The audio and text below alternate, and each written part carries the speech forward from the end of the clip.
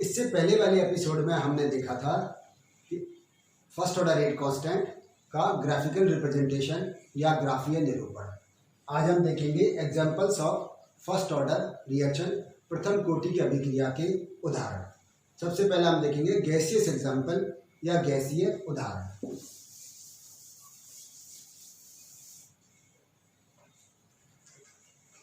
Gaseous example, इसका example है thermal decomposition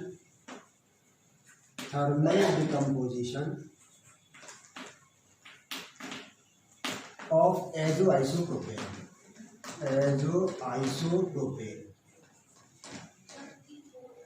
अब इसको समझे, CH3 होल थ्राइस C, ये आइसोप्रोपेन है ना, फिर N डबल बॉन्ड N, फिर CH3 होल थ्राइस, ये एजोआइसोप्रोपेन।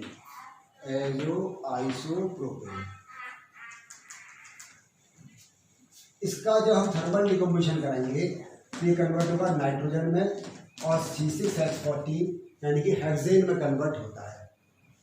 ये भी गैस है, नाइट्रोजन भी गैस है और ये नॉर्मल हेक्सेन भी ये गैस है। इसका मतलब ये हुआ कि ये किस एग्जाम्पल है, गैसियस एग्जाम्पल है। इसमें एजोआइसोप्रोपेन केवल एक मॉलिक्यूल है और ये किस में कन्वर्ट हो रहा है, नाइट्रोजन में और नॉर्मल हेक्सेन में कन्वर्ट हो रहा है। अब यदि इसकी इनिशियल कंसंट्रेशन जब टाइम t=0 हो, यहाँ कितनी हो, P0। क्यों लिखा, क्योंकि गैस की कंसंट्रेशन को हमेशा इन टर्म्स ऑफ प्रेशर देते हैं। तो इसकी इनिशियल कंसंट्रेशन कितनी हो गई, P0, नाइट्रोजन इसकी 0 और हेक्सेन की भी 0। एट टाइम t=t, इस टाइम पर मानो इसके x मोल डिकम्पोज जाते हो तो ये कितना आ जाएगा, P0 माइनस एक्स, यहाँ पर x और ये x, P0 माइनस एक्स और x। अब जब गैस आप जानते हैं कि जितनी भी प्रकार की गैसें होती हैं, कोई भी गैस हो वो आपस में कंप्लीटली मिक्सेबल होती हैं, वो पूर्णतः मिश्रणीय होती हैं, आपस में पूरी तरह मिल जाएंगी। तो टी टाइम के बाद जब एजोआइसोप्रोपेन नाइट्रोजन में और हेक्सेन में कन्वर्ट हो जाएगा तो इसका partial pressure P0 minus x, इसका x और इसका x, इसको हम अलग अलग मेजर नहीं कर पाएंगे क्योंकि ये मिक्सेबल होंगे, ये आपस में पूरी तरह से मिल जाएंगे। तो ऐसे केस में हमें क्या करना पड़ेगा, हम टोटल प्रेशर तो निकाल सकते हैं, फुल प्रेशर टोटल प्रेशर तो हम निकाल सकते हैं, लेकिन इसका अलग से प्रेशर नहीं निकाल सकते। तो टोटल प्रेशर किसके बराबर होगा, इसका टोटल प्रेशर P होगा P0 minus x plus x, इसके बराबर होगा टोटल प्रेशर। तो ये कितना आ गया, P0 प्लस एक्स। इसका टोटल प्रेशर कितना आ गया, total pressure P0 plus x आ गया। ये हम कुल दाब तो इसका हम निकाल पाए, लेकिन अगर हम चाहे इसका अकेले का दाब निकालें, अकेले अब क्यों, तो आपको याद हो तो ये फॉर्मूला था K1 = 2.303/T log A/A minus x.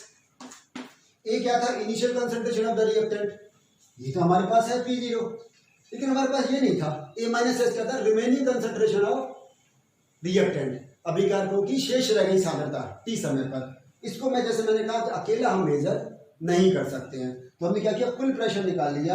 ये आ गया P P0 minus x plus x, तो हो गया P0 प्लस एक्स। यहाँ तक बात समझ गई। अब क्या करो, इसमें ये इसका PA का निकालना है केवल, तो यहाँ पर ये x की वैल्यू निकालो। x क्या आ गया, इस P0 को इधर ले गए तो ये बराबर आ गया P माइनस P0। इस P0 जब इधर जाएगा तो x हो गया P माइनस P0। अब इस x की वैल्यू को यहाँ सब्स्टिट्यूट कर दीजिए, इस x की वैल्यू को इसमें सब्स्टिट्यूट कर दें, तो एजोआइसोप्रोपेन का प्रेशर आ गया P0 minus P minus P0, ये आ गया। तो ये बराबर किसका आ गया, 2P0 माइनस P। एजोआइसोप्रोपेन का T समय पर बचा हुआ प्रेशर कितना हो गया, 2P0 माइनस P। अब यहाँ कर दें इसको बस वैल्यू, K1 = क्या आया, 2.303/T, 2.303/T तो ये आ गया लॉग A क्या है, इनिशियल कंसंट्रेशन, तो कितनी थी, P0 upon A minus x, remaining concentration of reactant at time T, और वो कितनी है, 2P0 माइनस P, तो यहाँ 2P0 माइनस P, ये आ गया। तो गैसेस एग्जांपल हम देखा थर्मल डिकम्पोजिशन ऑफ एजोआइसोप्रोपेन, उसमें हमने अगर वैल्यू रखनी है उसका निकालना है तो क्या आएगा K1 equal to 2.303 upon t log P0 upon 2P0 minus p. यह इससे हम आसानी से निकाल सकते हैं। P0 यहाँ पर क्या है, इनिशियल प्रेशर यानी कि initial concentration of the reactant, और P यहाँ पर था टोटल प्रेशर। इन सभी का पार्शियल प्रेशर जब ऐड किया था तो टोटल प्रेशर आ गया था। तो इन दोनों की सहायता से हम आसानी से निकाल लेंगे। और ये कैसा अब एग्जाम्पल है, फर्स्ट ऑर्डर रेट कांस्टेंट का एग्जाम्पल है, गैसियस एग्जाम्पल है। दूसरा एग्जाम्पल देखते हैं हम, सोल्यूशन एग्जाम्पल।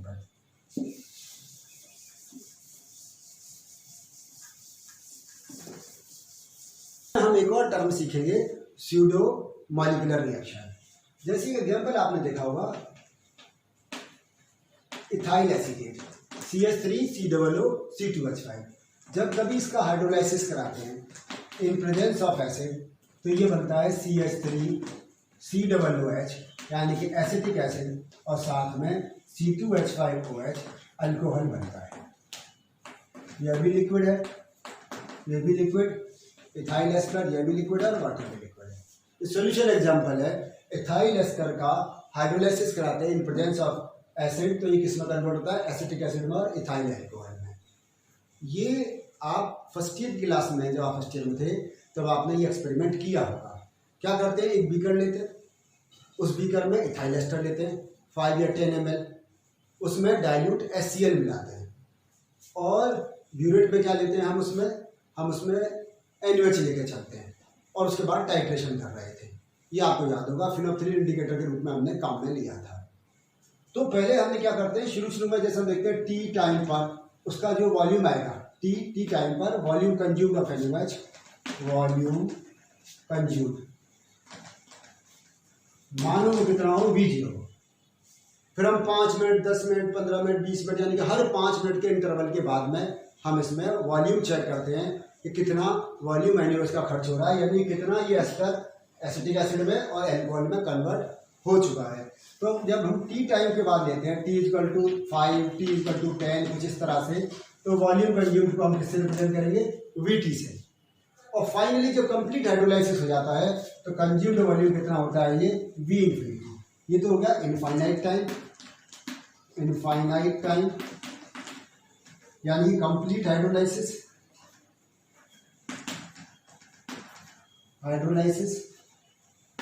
और ये एट टाइम T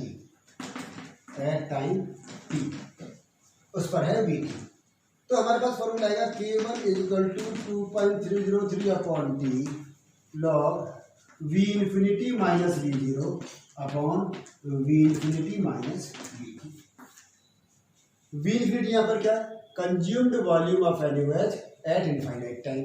V0 यहाँ पर क्या है, consumed volume of NaOH initially, बिल्कुल जब जैसे दोनों को मिलाया था उस समय कितना NaOH खर्च हुआ, और VT टी टाइम के बाद में 5 मिनट बाद 10 मिनट बाद 15 मिनट बाद कितना खर्च हुआ है। तो इससे हम आसानी से निकाल सकते हैं। और यह भी कैसे एग्जाम्पल है, फर्स्ट ऑर्डर का। यहीं पर हम दोहराते हैं जो हमारा हमने एपिसोड में सीखा था, ऑर्डर ऑफ रिएक्शन और मॉलिक्यूलरिटी। तो ये जो रिएक्शन है इसकी आपको जो दिखाई दे रही है, इसमें मॉलिक्यूलरिटी कितनी है, 2। ध्यान से देखो, 2 मॉलिक्यूल पार्टिसिपेट कर रहे हैं, तो इसकी मॉलिक्यूलरिटी 2 है। कौन कौन सी है, एक एस्टर और एक वाटर। जबकि इसका ऑर्डर ऑफ रिएक्शन कितना है, ऑर्डर ऑफ रिएक्शन ये केवल 1 है। क्यों, क्योंकि ये dx/dt is proportional to only concentration of ester. ये केवल एस्टर की कंसंट्रेशन पर डिपेंड करता है, वाटर की कंसंट्रेशन पर डिपेंड नहीं करता, क्योंकि वाटर यहाँ पर एक्सिस में दिया गया है। तो ऑर्डर ऑफ रिएक्शन इसका 1, मॉलिक्यूलरिटी इसकी 2। तो ऐसी रिएक्शन जिसमें ऑर्डर ऑफ रिएक्शन और मॉलिक्यूलरिटी अलग अलग होती है उसे स्यूडो ऑर्डर रिएक्शन कहते हैं। वे अभिक्रियाएं जिनमें अभिक्रिया की कोटि और अनुसंख्यकता अलग अलग होती है वे छद्म कोटि की अभिक्रियाएं कहलाती हैं। ये किसका एग्जाम्पल है, स्यूडो ऑर्डर रिएक्शन का एग्जाम्पल है, क्योंकि इसमें मॉलिक्यूलरिटी 2 है जबकि इसमें ऑर्डर ऑफ रिएक्शन या अभिक्रिया की कोटि 1 है। इसको स्यूडो यूनिमोलिकुलर रिएक्शन भी, स्यूडो फर्स्ट ऑर्डर रिएक्शन भी कह सकते हैं। स्यूडो फर्स्ट ऑर्डर रिएक्शन क्यों, क्योंकि छद्म कोटि की अभिक्रिया है और साथ में ये प्रथम कोटि की है, तो स्यूडो फर्स्ट ऑर्डर रिएक्शन के। और ओवरऑल क्या कहलाती है, स्यूडो ऑर्डर रिएक्शन या छद्म कोटि की अभिक्रिया। तो इस वाले एपिसोड में आपने क्या देखा, एग्जाम्पल्स देखे। एक तो गैसेस एग्जाम्पल देखा जिसमें thermal decomposition of azoisopropane very first order reaction का एग्जाम्पल है, और साथ में हमने एक सॉल्यूशन एग्जाम्पल देखा जिसमें हमने स्यूडो ऑर्डर रिएक्शन देखा, छद्म कोटि की अभिक्रिया, एस्टर का हाइड्रोलाइसिस कराते हैं, एसिटिक एसिड और एल्कोहल बनता है, यह भी फर्स्ट ऑर्डर रिएक्शन है जिसको हम निकाल सकते हैं K1 = 2.303/T log A/A-x, और उसकी जगह रख देंगे A की जगह V∞ - V0 और x की जगह रख देंगे V∞ - VT। इससे हम आसानी से निकाल सकते हैं और ये आपने प्रैक्टिकल क्लास में भी किया होगा। धन्यवाद।